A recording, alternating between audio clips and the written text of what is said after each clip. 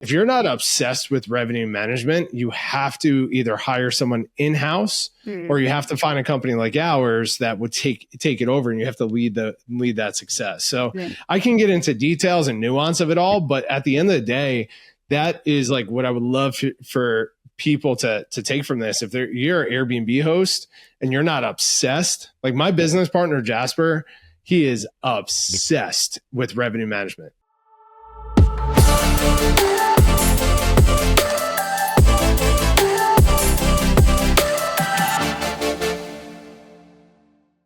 Welcome to the Future of Hospitality podcast. I am your host, Gabi, and today I have a guest. His name is Eric Moeller, and he's the CEO for Freewyld, your Freewyld Foundry, a brand that turned operational excellence from a boring checkbox into a growth engine. And, in my opinion, one of the top voices and innovators in the short-term rental space. Hi, Eric. Hi, thanks for having me on. I'm looking forward to this. Cool. I'm so happy that you're here. And my first question to you, if an operator did just one thing daily to improve revenue this quarter, what would it be and why? So one thing to improve revenue this quarter, the biggest thing that we always preach is, depending on how many units you have, short-term rental listings or, boutique hotels, whatever it is, obviously having a pricing tool is the number one basic step to have in place. But where we see the biggest opportunity of growth is most hosts, especially short-term rental hosts, they will get their pricing tool and they'll go in the tool, they'll set some settings and they'll just like set up the basics within the tool, and then they'll check it once or twice a week, maybe once or twice a month, right?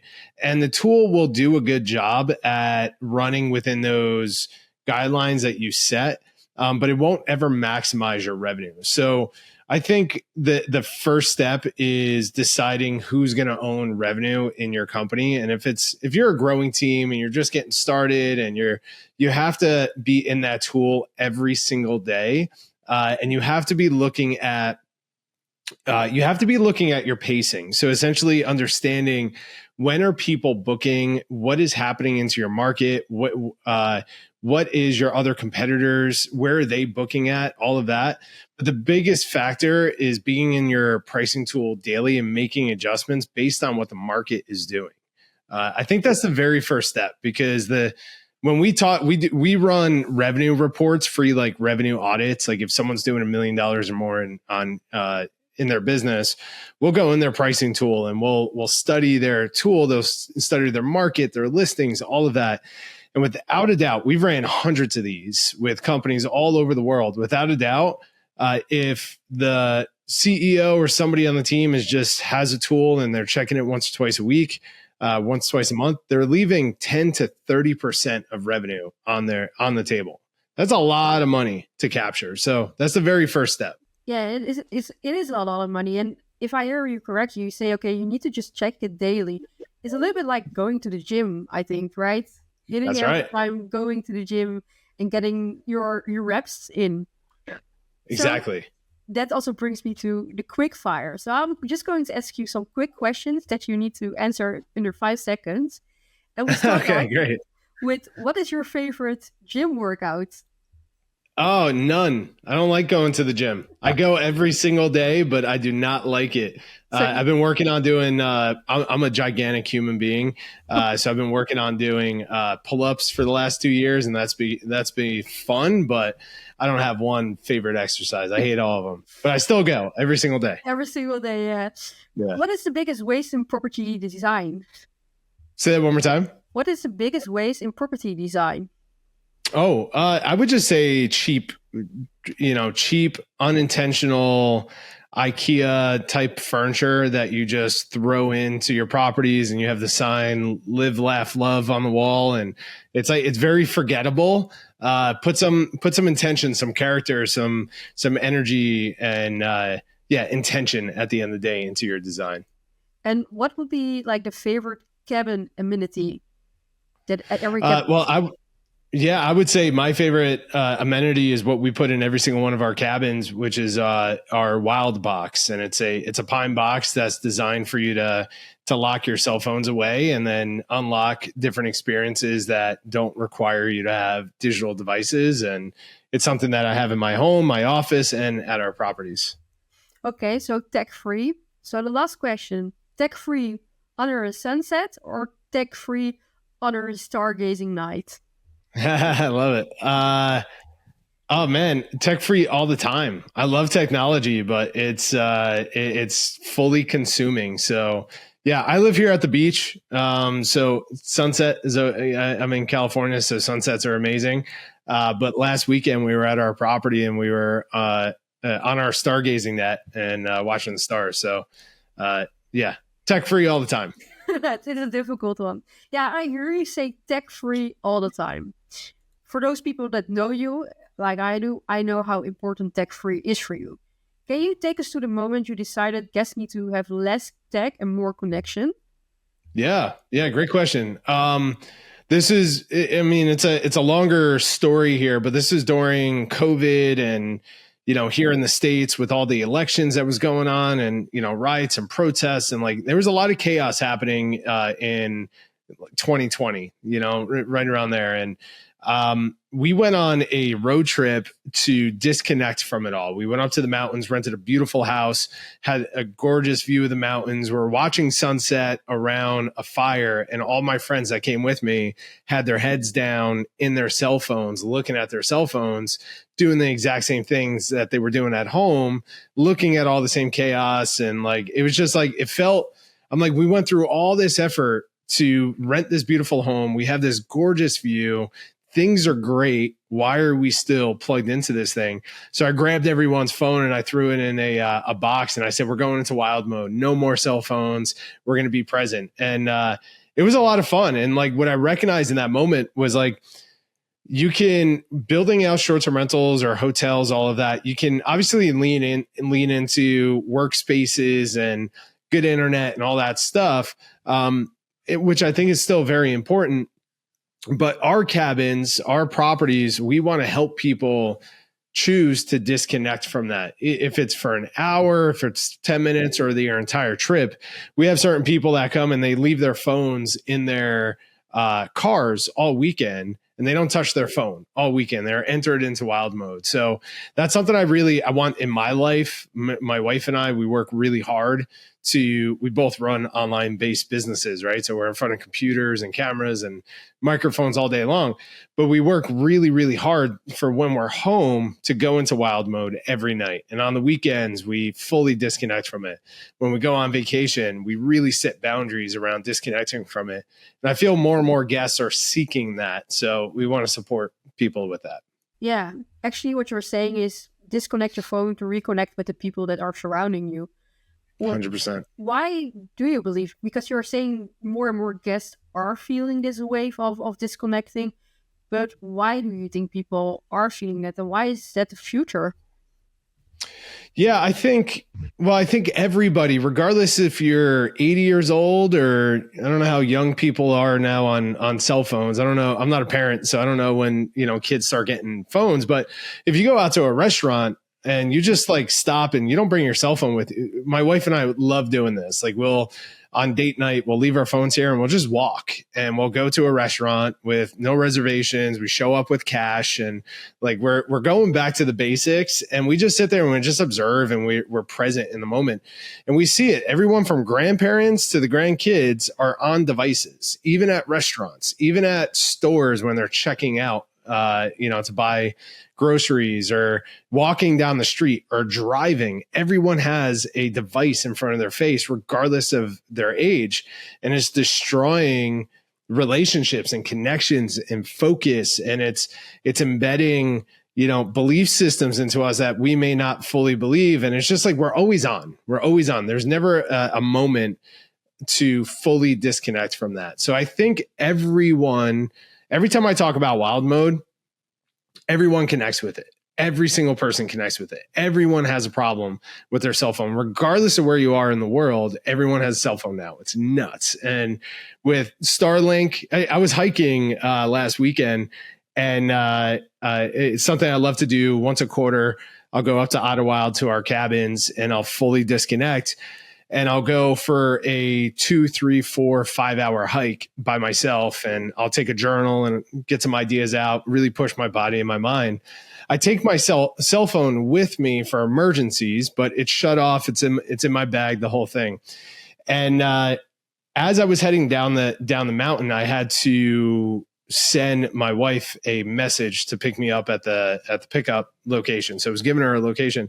I was able to, at the top of the mountain, connect to a satellite and send a text message. And it's like, no matter where I am in the world now, I could use these cell phones. So as a company, as a brand, we want to help people just create moments in their lives that matter more than their cell phones. And we're not forcing you into it, but we want to invite you into wild mode. And I think everyone needs it. Everyone needs some disconnect. And, we want to inspire people through our cabins, our designs, our locations, but then also inspire them to just take a moment and be present.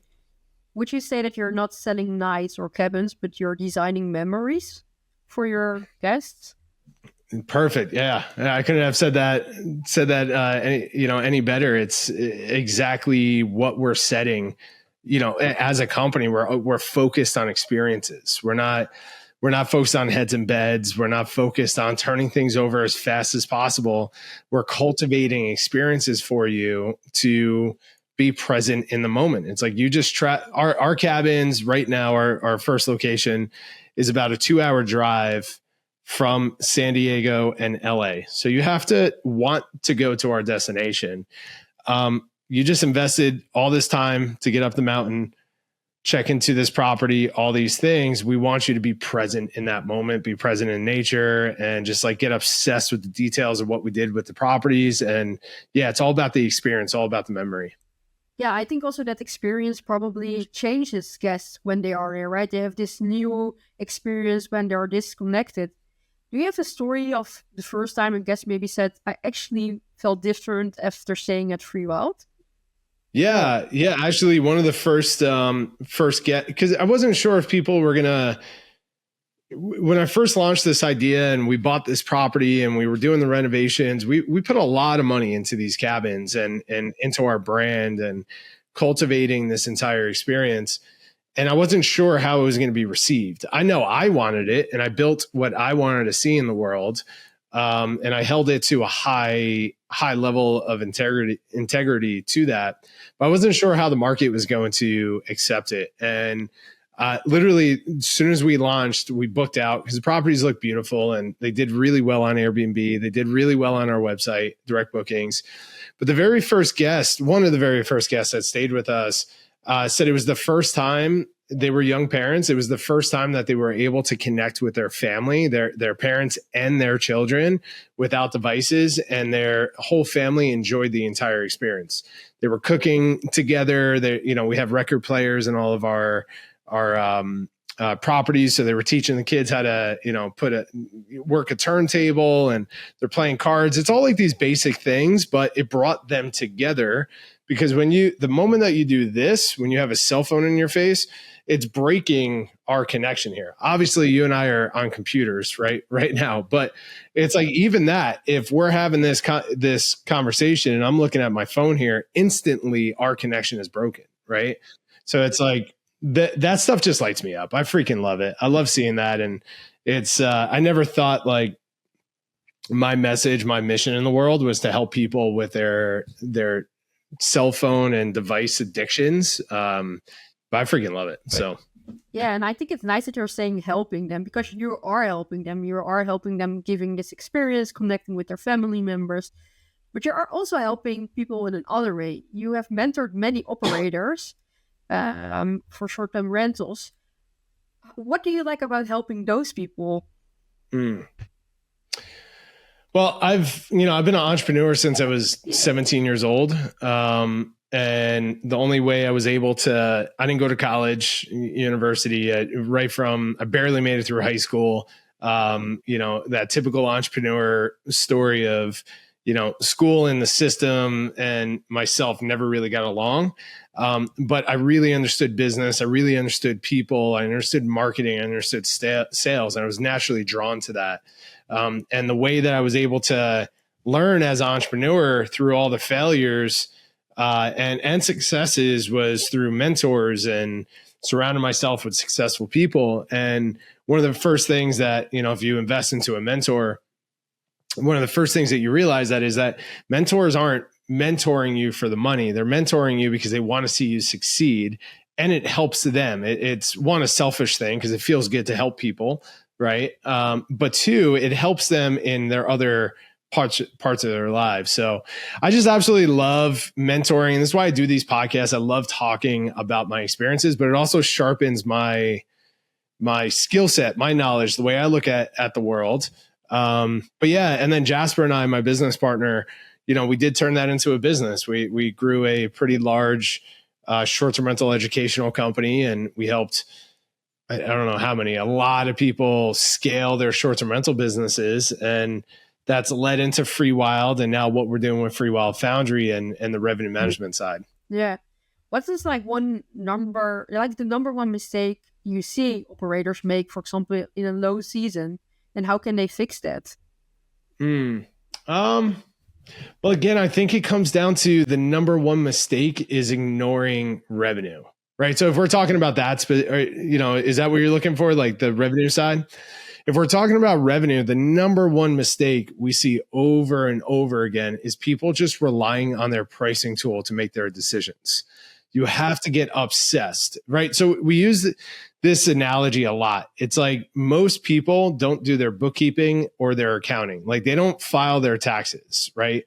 They go out and they seek bookkeepers and accountants to do that for them. And they make sure that those people are doing their job correctly in their best interest.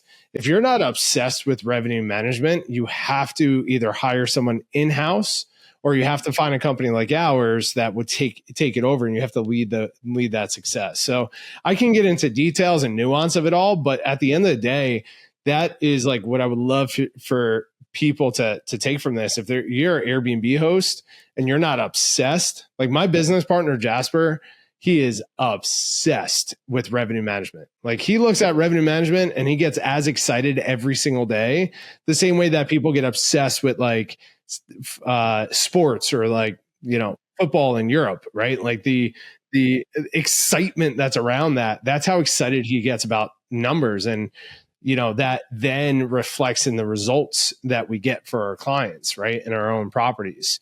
So you have to make that decision. Either develop your skill set as a revenue manager, and we have training for that. And there's other trainings that are out there to help people become better revenue managers in their own business. Or number two is either I would say B is hire in-house, or C is find someone like us that can take it over. What is like one metric? Because you're saying, okay, you need to be like obsessed. How can you see if somebody is obsessed about it? Is there like a metric that you see, or a system that you see that okay, these people are really focused on the revenue? Yeah. So one thing that we do is we do something that's called the revenue audit report. And anyone who's doing $1 million or more can apply to do this, and we do it for free. Like someone will go to our website, freewildfoundry.com, apply for it, and Jasper and our revenue team will look at their pricing tool, will look at their market, their listings, and they study and understand, is their current strategy actually working, right? And 99% of the time, we've ran hundreds of these, and we've never not found missing money in portfolios. The only time we give feedback that's like, hey, your strategy is absolutely crushing, is when you have someone in the business that's focused on revenue management every single day. Two is that they have a real strategy to understand how to adjust prices, how to adjust length of stay dates. There's so much detail that goes into this, but there's these factors that we can see of like, hey, this individual or this company actually has a strategy that they're managing every single day that's maximizing revenue. And then at the end of the day, it's like compare apples to apples. What is your one bedrooms doing in your market doing well compared to the other one bedrooms that are comparable in your market, and where are you at, right? Yeah. So would you say that maybe like one of the things that you can see if somebody is like obsessed by revenue is if they are doing things from a gut feeling or that they have systems in place to optimize it. 100%. We say that all the time. If you're making this is what we see 99% of the time when we run these audit reports, is that they have a pricing tool, they have somewhat of a strategy, but then when they look at their calendar and they see that they have too many nights open and their market or competitors are booked, what do? They slash prices. They just discount prices. And then it's like, hey, this weekend is empty. We just drop prices even more down to the bottom. That's not a strategy. That's literally just gut emotion and like making decisions off of emotion. You're reacting versus responding to what's happening in the market, right? So we always say that you have to understand the tool, you have to understand your market, and you have to have a strategy that responds to what's happening versus reacting and just slashing prices. Yeah. And we're talking a lot about revenue, which is important, and it's the thing that keeps the business rolling. But do you also see brands moving beyond listings and really focusing on experiences, or should rental brands focus more on the design or experiences? Yeah, so like for me, experiences, I don't care if you have a 1-bedroom urban condo that's in the center of a city, right? That's like, the other 2,000 listings that are in the market that are like that, versus what we do with these design forward cabins in the woods that help you disconnect from your phones, or, companies like Bolt Farm Treehouse that have these awesome tree houses that are on a cliff that overlooks all these, like, absolutely amazing. I don't care what you do, the experience for me, and when I say experience for short-term rental operators, it's like, focus on intentional design. Don't just buy the cheapest stuff and just fill your apartment with it thinking it's okay. People feel that, and they're super, it's forgettable. Everyone's experienced it before and no one enjoys it, right? So intentional design is part of the experience. 2 is unreasonable hospitality. We're in the hospitality business. You have to drive incredible experiences, like hospitality driven experiences for the people that are staying at your properties. And then 3 is like, be known for something. If you're going to have that 1-bedroom condo in the, urban market center of the city, be known for something for your condo, for your brand, versus just another listing on Airbnb or whatever other platform. Yeah, I think it's interesting that you're saying that, because it's all a lot like what you're saying to the world. But we also know that sometimes people say things to the world, like, I'm a short-term rental that is really awesome and I have a jungle room, etc., etc. And then you come and you think, my expectations were not met. Yeah, exactly. Could you give us like your expectation management checklist that keeps marketing honest and honest to the guests? It's a great question, because we're actually experiencing this with one of our revenue management clients. She's in a very popular vacation rental market here in the States. She has a lot of listings. She's been in business as a vacation rental manager for many, many years. But her marketing is out of integrity with the product, right? And this is business 101 at the end of the day. It's like, you have to market with integrity what you're selling to your customers, right? So the jungle room, it's so funny that you bring that up, because she has a listing like that where it's like, it's a jungle themed property, but our revenue manager who's managing this client has brought it to the team of like, hey, I'm doing everything I can with the revenue side, but we can't keep up with these reviews. The reviews, people are disappointed in the experience because it's just a picture of a jungle on the wall. It was like, that's not a theme.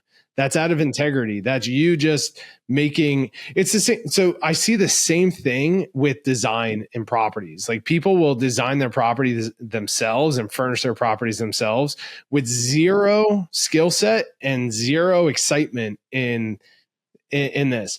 I love design. I've been doing it my entire life. I'm obsessed with detail. I'm obsessed with cultivating spaces. If I could just be a designer for the rest of my life. Like I would be super, super happy to do that.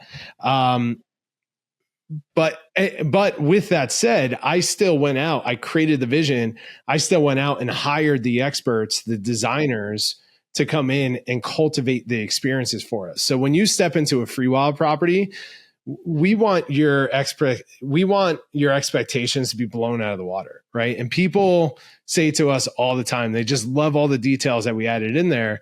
And it's worth every penny for us to do that investment, because now we can, over and over again, when we're getting these 5-star reviews, we can continue to create amazing content, continue to create these incredible experiences. So if you're not, you got to market your products correctly. If you're going to create themes, create an actual theme. And if you're not obsessed, same thing with revenue. If you're not obsessed with revenue, don't do revenue, hire somebody. If you're not obsessed with design and details, hire somebody. Yeah. Got to do it. Yeah. At the start of this conversation, you were talking about that you're doing entrepreneurship already a long, long time. And I think it's interesting that you were talking just a few minutes ago about how your vision in Freewyld was really important. More on the leadership side of running a company. How important is, what is important during building a company? Would you say vision, persistence, or patience? Or what do you think is most important? It's a great question. Yeah, I've had a lot of different experiences in entrepreneurship. Most of the things I've created, we've had some success, but never met my expectations where I wanted to go. We've never had anything that burned and, crashed and burned, but it was like building businesses that I was misaligned with, right? That I wasn't excited about.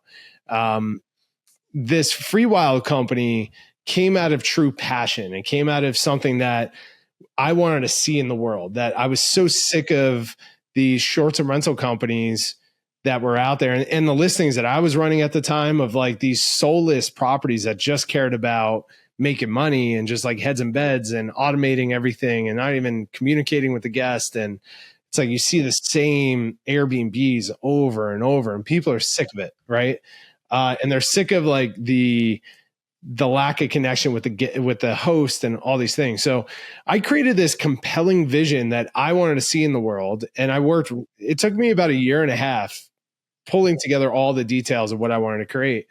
And the moment I started sharing that vision with people, I started bringing in, people would connect with that vision, from investors to partners to our team. Now we have a team of 15 people now, which is awesome. And the team is growing. We're adding like 2 people a quarter, which is awesome.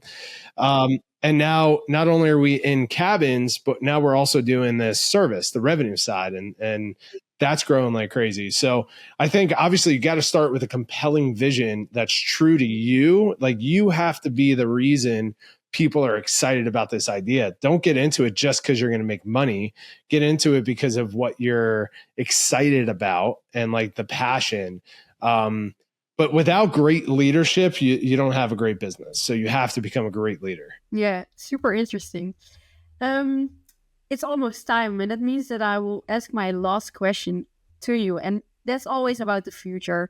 So my question to you is, how do you see the short-term rental space evolving in the next 3-5 years? It's a great question. Again, you asked really amazing questions. I don't know. That's my response. I don't know. And the reason why I say that is I used to set goals, 3, 5, 10-year goals. I stopped doing that after COVID because I realized that the world can just change in a blink of an eye. And, here in the States, just 2 weeks ago, there was an event that just completely changed the world again. And like, we're all kind of experiencing it. So I realized like 3 to 5 years is a long time to expect, to predict what's going to happen, along with the rise of AI, right? I have no idea. I have ideas of how it's going to impact it, but I truly don't have any idea how AI is going to truly impact travel. I do know this. I am going all in. I'm pushing all my chips in on building human experiences, right? So I don't know how AI is going to impact finding properties, booking properties, running properties, all of that. But I do know, regardless of what happens in the world, people are always going to be seeking incredible experiences. So I'm going all in on that. And I believe we're going to see more and more brands growing in short-term rentals that cultivate experiences for people and make them feel more human in this like AI world. So it's not the best answer where the industry is going to go, but ultimately at the end of the day, like your guess is as good as mine. I'm excited to see what happens. It is we don't have like a glass bowl where we can see the future, but I do experiences are something that is coming more focused on experiences instead of, oh, I'm just going to this cabin because I just want to go. No, you're going there because you want a certain experience. And yeah, I do see that. And if AI can help in that or not help in that, that's what we need to see. Yeah, exactly. Eric, I want to thank you so much for this conversation. I think, yeah, we hit up a lot of things that are interesting for the short-term rental brands and how they can get their revenue on going, like going to the gym, and don't buy cheap IKEA stuff in your short-term rental. I want to thank the listeners, and I want to ask them, if you want to see more content like this, you can follow us on YouTube, Instagram, LinkedIn, or go to Spotify. Eric, again, thank you, and we will see you to the next episode. Thank you so much.